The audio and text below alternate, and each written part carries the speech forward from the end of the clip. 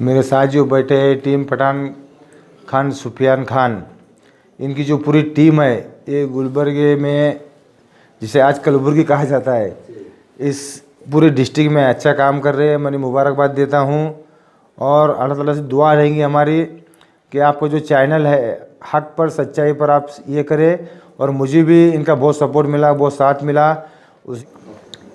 मैं आपके साथ हूँ पठान सुफियान खान, और आज मेरे साथ हैं तौफीक पहलवान साहब, जो कि शोलापुर के जाने माने हुए लीडर हैं। कुछ दिन पहले इन पर एक केस में इनको अरेस्ट किया गया था, जो जुडिशियल कस्टडी में है, मर्डर केस में। तो आप पर ये इल्ज़ाम था, जिस तरीके से ये केस चल रहा था तो काफ़ी लोग जो है इस पर एक कुछ संगीन सा माहौल था। कितने महीने जेल में रहे और यहाँ तक का सफ़र कैसा रहा और बेल तक आप कैसे पहुँचे? मेरे पर जो ये मर्डर केस का इल्ज़ाम लगा 2019 में मई के महीने में इल्ज़ाम लगा, और इल्ज़ाम बेबुनियाद है, झूठा है, और अल्लाह ताला के पास इंसाफ है। हक का हक, सच्चाई की जो बात है वो अल्लाह ताला ज़रूर इंसाफ करते। आपका अरेस्ट, यानी कि आपको जब अरेस्ट किया गया था वो कौन सा महीना था और कितने महीने आप जेल में रहे? जून के महीने में 2 तारीख को मैं कुछ सरेंडर हुआ सागर होटल में, जो झड़की के पास है।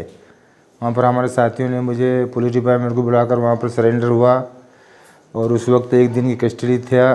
3 तारीख को जुडिशल कोर्ट में जो मेरी पेशी हुई, वहाँ पर MCR हुआ, जेल में डाला गया। फिर उसके बाद रमज़ान की ईद थी हमारी, 3 रोज़ के बाद ईद होने के बाद वापस पुलिस डिपार्टमेंट के लोगों ने मुझे 4 दिन की कस्टडी लिया, पूरी इंक्वायरी हुई। उसके बाद वापस MCR हुआ, जेल में डाला गया कस्टडी में, और अभी तक 14 महीने या 14.25 महीने में जेल में रहा। इस दौरान आपकी बेल रिजेक्ट हुई और कुछ कैसे माहौल, यानी पहले सेशन कोर्ट में रिजेक्ट हुआ जब FIR के ऊपर रखे थे। फिर वापस हमारा इलेक्शन था असेंबली का, उस वक्त भी गुलबर्गा हाई कोर्ट में FIR के ऊपर बेल रखे थे, वो रिजेक्ट हुई। अब उसमें कुछ राजकीय लोग के षड्यंत्र था, साजिश थी। कुछ लोग चाहते थे कि मेरी बेल नहीं होना और मैं सोलापुर शहर में MLA का जो इलेक्शन है वो लड़ना नहीं। इसमें कई पार्टियों का हाथ है, कई नेता लोग का हाथ है। तो उनकी सोच यही थी कि मेरी ज़मानत नहीं होना, मैं जेल में रहना, और दूसरे लोग जो सोलापुर के इलेक्शन लड़ाना। ऐसी उनकी सोच और नीयत थी उनकी, वैसे लोग कुछ लोगों की। उसके बाद बेल का प्रोसीजर कैसा रहा आपका? बेल किस तरीके से आपको बेल की मदद मिली? बीजापुर की जेल में हमारे कुछ साथी मोहसिन शेख, इमरान खान, दीगर हमारे कुछ साथी थे, उनके साथ हमारा राय मशवरा हुआ। तो FIR के ऊपर बेल रिजेक्ट होने के बाद हमने सोचा समझा, फिर हमारा एक्यूज नंबर 3 था तौसीफ शेख, उसकी बेल संजय पाटिल ने किया। उसके बाद हमारा कुछ गैप डिस्टेंस रहा। फिर हमारे कुछ साथी इमरान खान और मोहसिन और दीगर हमारे साथी थे, उन्होंने कहा कि एडवोकेट विशाल प्रताप सिंह जो कलबुर्गी हाई कोर्ट के वकील है, अच्छे वकील है, माने हुए, जो बड़े बड़े कई केसेस में उन्होंने ज़मानत दिलाई है।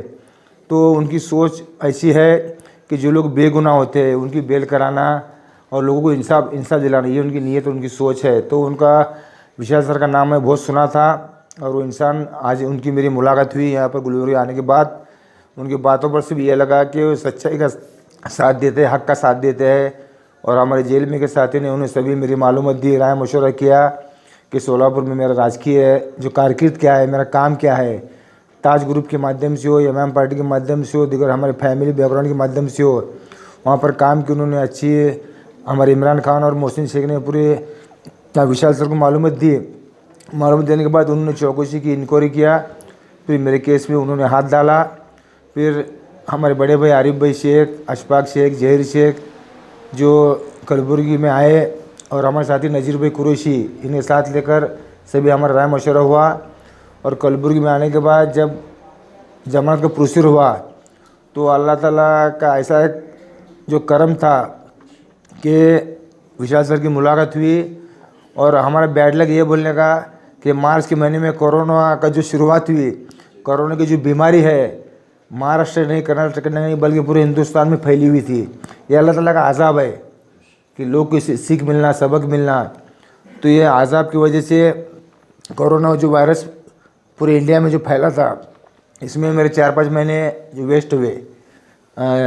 मार्च के महीने में हमने विशाल सर से हमारे भाइयों ने राय मशवरा किया, बेल के लिए एप्लीकेशन डालने वाले थे, लेकिन लॉकडाउन की वजह से हाई कोर्ट बंद था, इसलिए मेरा काम पेंडिंग पड़ा। फिर ये जून के महीने में बेल के लिए विशाल सर ने एप्लीकेशन किया और वीसी के ऊपर जो वीडियो कॉन्फ्रेंस के ऊपर हमारा आर्गूमेंट हुआ, हियरिंग हुआ। और अल्लाह ताला का मैं शुक्रिया अदा करना चाहूँगा, अल्लाह ताला की बड़ी जो मेहरबानी है। और विशाल सर को अल्लाह ताला ने क्या बोले, एक जरिया बनाया अल्लाह ताला ने उन्हें, विशाल सर को जरिया बनाकर उनसे काम लिया। और मैं शुक्रिया अदा करना चाहूँगा हमारे तमाम सोलापुर शहर ज़िले के हमारे तमाम मेरे पूरे घर वाले, रिश्तेदार, दोस्त, अहबाब कि अल्लाह ताला के पास सभी लोगों ने रो कर दुआ मांगी और बेशक दुआ में कबूल भी। और यहाँ पर गुलबर्ग में हमारे और साथी सुफियान खान, नाजिर कुरैशी, उनके तमाम भाइयों ने, भतीजों ने, रिश्तेदारों ने पूरा मिलकर जो दुआ की, साथ दी, कोशिश की, तो इसकी वजह से आज मैं कामयाब हुआ, हमारी ज़मानत हुई। और सोलापुर के हमारे तमाम जितने हमारे लोग हैं, पूरे हमारे माँ बहनें हो, बुज़ुर्ग हो, सभी लोगों ने दुआ की। बस ये दुआ का नतीजा है कि मेरी ज़मानत हुई, मैं बाहर आया। अब तो आपकी ज़मानत हो गई है, फिर आपका नेक्स्ट प्लान क्या है? अब तो आपके ऊपर नेक्स्ट प्लान चार्ज लग गया है, तो आप किस तरीके से लोगों की मदद करेंगे? हक का हक, झूठ का झूठ होगा। और अल्लाह ताला पास इंसाफ है। और भारतीय संविधान जो है, जो अम्बेडकर साहब ने लिखी है, उस घटना पर, संविधान के ऊपर मुझे पूरा भरोसा है, विश्वास है। तो बेशक हमारा केस भी निर्दोष हो जाएगा। और तमाम लोगों की दुआ हमारे साथ है, सभी लोगों की मेहनत है, कोशिश है, बस इतना कहता हूँ। जैसे कि तौफीक पहलवान साहब हमारे साथ मौजूद हैं, हमारी टीम का काफ़ी इसमें सपोर्ट रहा बेल करवाने में। जहाँ तक केस की कार्रवाई की गई थी, उसमें एडवोकेट से मिलने तक काफ़ी लोगों का जो है सपोर्ट रहा है यहाँ गुलबर्गा से।